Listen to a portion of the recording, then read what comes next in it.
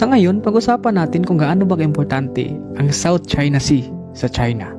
Hindi lingid sa ating kaalaman ang economic war sa pagitan ng Estados Unidos at China.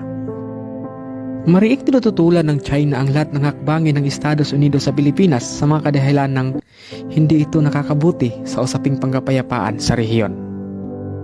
Pero ang totoong rason, ayaw ng China na makibahagi ang Estados Unidos sa usapin ng oil and gas exploration sa West Philippine Sea.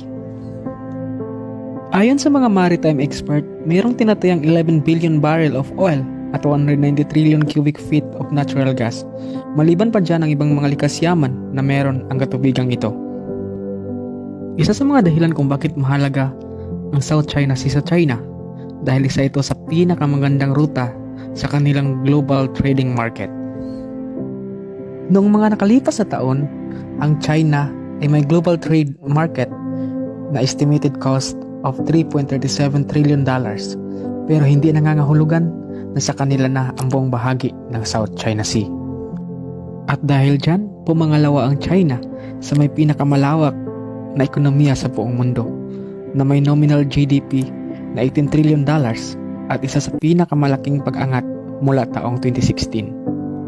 Pero hindi ilingid sa iyong kaalaman na sa kabila ng matibay at malawak na ekonomiya ng China ay meron din silang pangangailangan tulad ng langis at gas.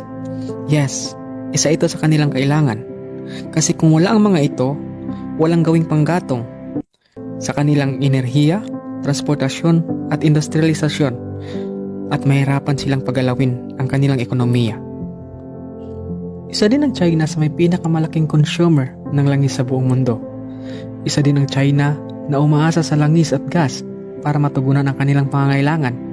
At katunayan dyan ay nag-i-import pa sila at humigit kumulang 50% sa mga ito ay nanggagaling pa sa gitnang silangan. Kaya ganun na lang din ang paghuhumaling ng China para angkinin ang buong rehiyon.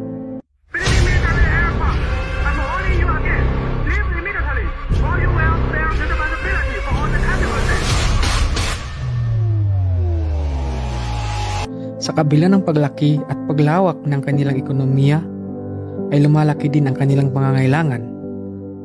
Kaya masasabi kong isa ito sa mga dahilan kung bakit gustong kontrolin ng China ang buong rehiyon. So ngayon, tanungin kita kaibigan, tama ba ang mga hakbang ng China? Just comment down below and thank you for watching.